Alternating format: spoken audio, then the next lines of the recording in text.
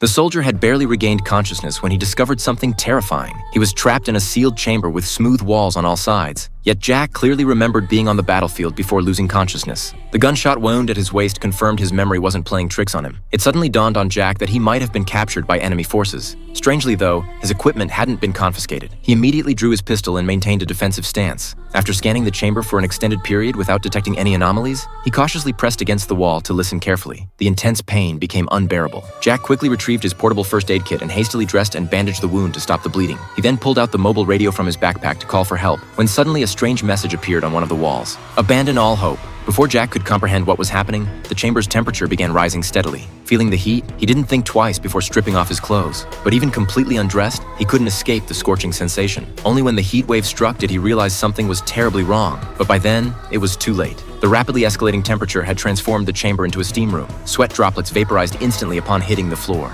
Realizing he couldn't simply await death from dehydration, he grabbed his gun and fired wildly at the walls. But it was futile. Soon, Jack collapsed completely from the extreme heat. After an indeterminate period, he finally came to. The chamber had returned to normal temperature, but he discovered something even more bizarre.